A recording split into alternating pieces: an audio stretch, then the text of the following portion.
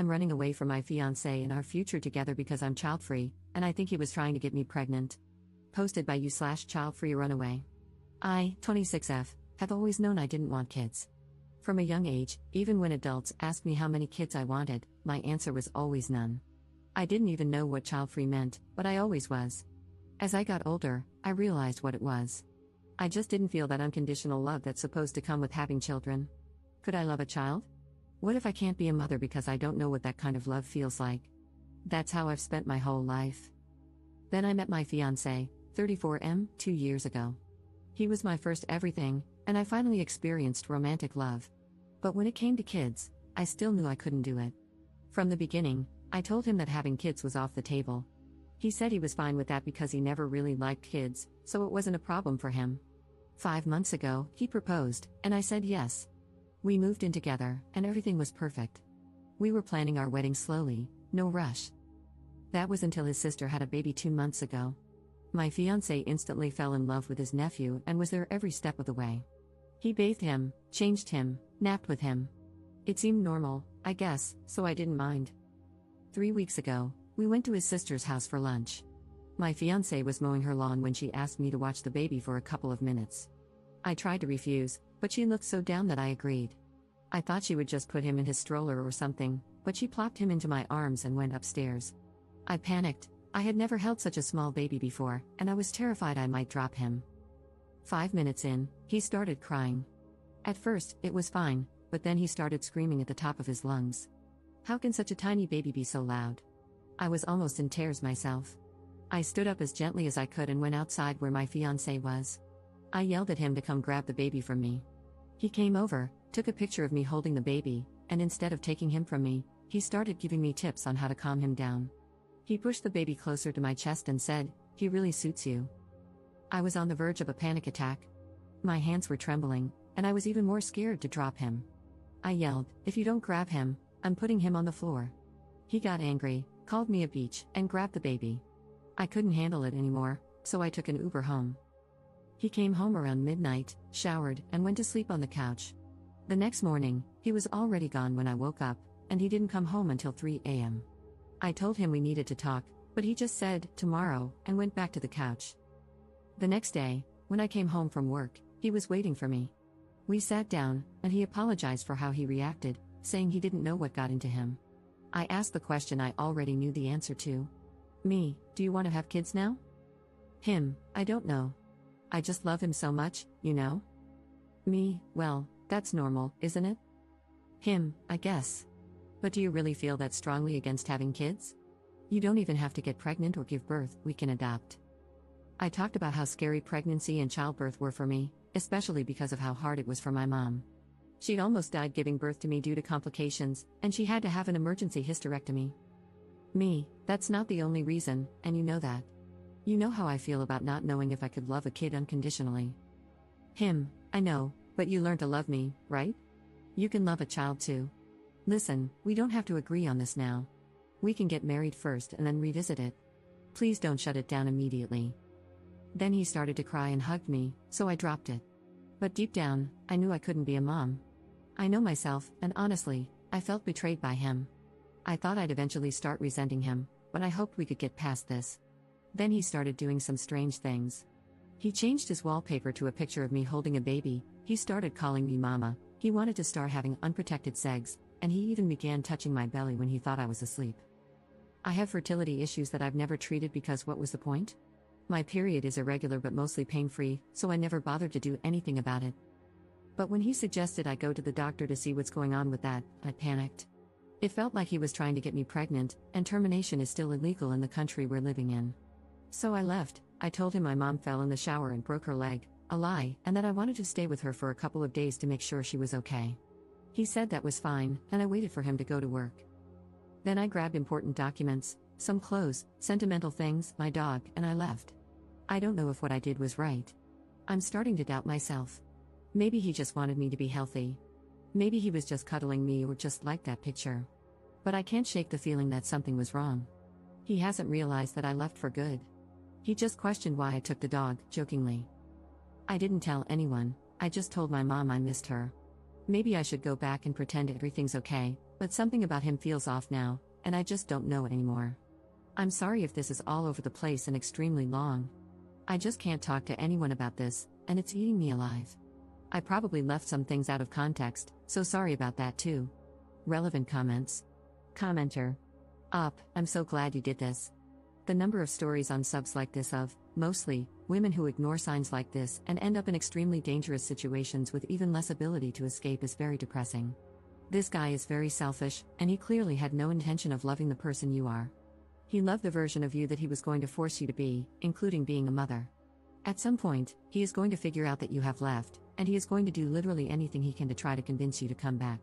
But any promises he makes, like saying he will be fine with not having kids, are going to be a lie.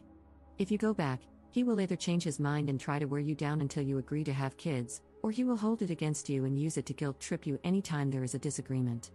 The key here is to stick to something that he can't argue with.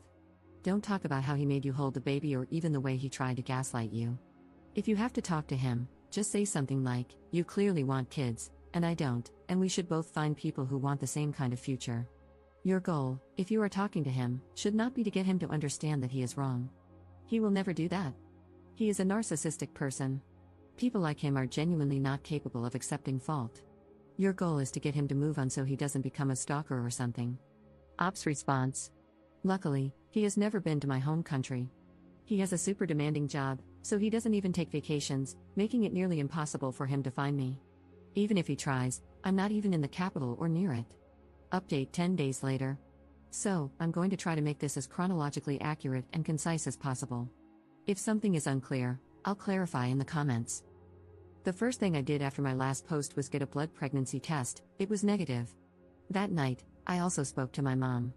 I wasn't comfortable sharing every single detail, so I left some things out, but she told me she supports me and that I can stay with her for as long as I need. I also talked to my sisters. They admitted they never liked the idea of me dating someone so much older, but they didn't want to push me because they know me. If they did, I'd probably get angry, distance myself, and become even more dependent on him. I apologized for overreacting to everything and assured them that they should never hesitate to tell me if something feels weird or wrong. I called my boss and gave him a more family-friendly version of the story. He was absolutely livid, not only with him but also with me for not telling him sooner. He's like my work dad and was the one who requested that I join him. He said he didn't bring me to a foreign country without intending to take care of me. He promised to pull some strings to get me a position at the office in my country since my former position was already filled. He also told me that if I wanted to get my things back, I could go back on a Saturday, and he would accompany me. After thinking about it, I decided to go back. It might seem silly, but I had spent a lot of money on K-pop photo cards, albums, and mangas, and I didn't want to start my collection from scratch. So, I spent a couple of days with friends and visiting family, realizing how lonely and isolated I had felt in a foreign country. Even though it's not that far from home, I knew I could never leave my family like that again. Even my dog seemed happier spending every afternoon cuddling with my mom. I also visited my father's grave. I've always hated cemeteries and avoided them, but I needed him in that moment. I went alone, brought fresh flowers, cleaned a little, and just sat there talking to him. I told him none of this would have happened if he hadn't passed away. I cried, a lot, then laughed like a crazy person. I ended up staying for about 3 hours, but it felt so healing. I also went to my mom's gynecologist, and she said it was possible to get a tubal ligation, especially considering my health issues. She warned me it could take about 6 months, but I was okay with the wait, so we started the process. I felt so free after that appointment and just so much happier being home. I didn't even think about my ex until he messaged me asking about my mom. I told him she was doing better and that I'd be back on Saturday. I decided to talk to him face to face since I was already going back to collect my things. On Friday afternoon, my sister lent me her car and I drove back. It's almost a 12-hour drive, but with breaks, it took about 14 hours. I went straight to my boss's house, and when I arrived around 9 a.m., he asked me to have breakfast with him and his family. Afterward, he and his son came with me to my ex's house to help pack up my things. I even got some of my favorite plants. They made fun of my taste in music, and we finished in about an hour and a half. Afterward, I went to my ex's sister's house. I needed to know if the whole baby incident had been a setup. I knew she didn't work on Saturdays, so I went into her house. Luckily, she was home and invited me in. We sat in awkward silence for a moment until I asked her, "Did your brother ask you to make me hold the baby?" Her, "What, huh, no, why? What even happened that day?" When I went downstairs, you weren't there, and he said you got sick and had to leave. Me, what did he tell you exactly? Her, he said you had a panic attack because of fertility issues and that holding the baby was triggering. I told him that didn't sound like you, but he said, how are you supposed to know more about my fiancé than I do? Then he left. Me, what the actual hell? Her, yeah, he even said you wanted to babysit and go to the park as a couple with a baby, but I told him he was crazy if he thought I'd let him use my baby like that. He got mad at me and didn't speak to me for a couple of days. Then I laughed and explained what actually happened. She was furious, so mad she started crying. She apologized for leaving me with the baby, and I apologized for saying I was going to put the baby on the floor, and that I wasn't actually going to do that. She said she was genuinely considering going low contact with him because his behavior was creepy, and she feared he might do something to the baby. I decided to tell her I was leaving her brother, and she said she understood.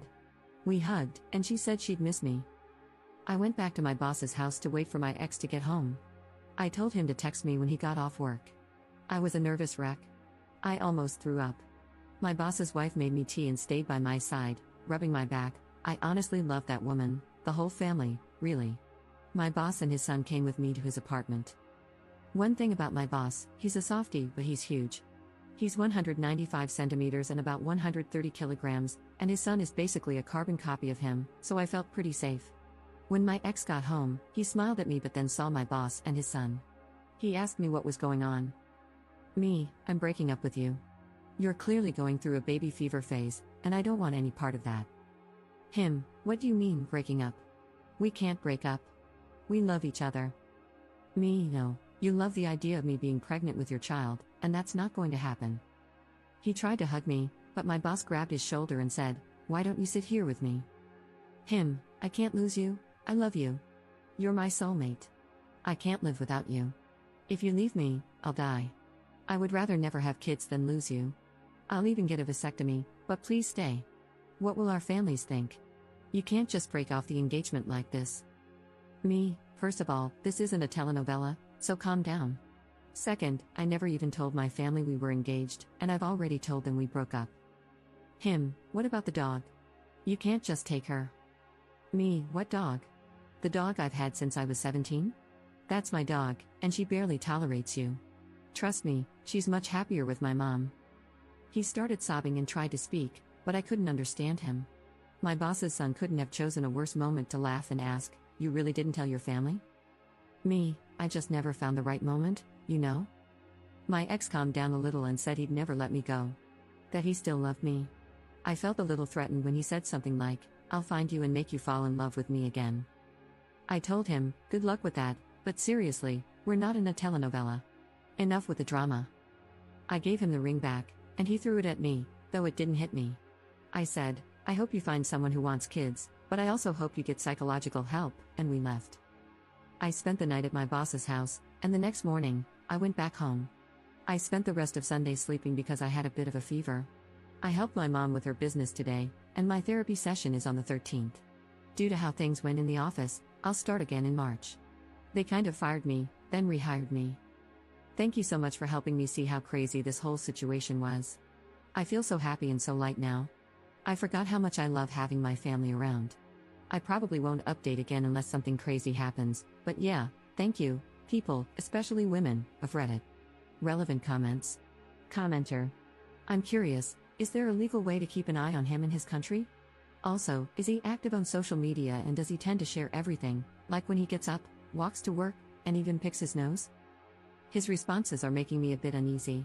It seems like he's genuinely clueless about the consequences of his actions and how they've affected you. Ops response.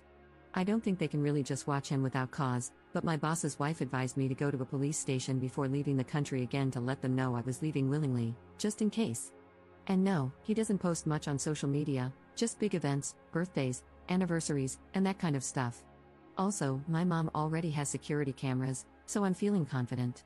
I don't think he's just going to drop everything to follow me without even knowing where I am.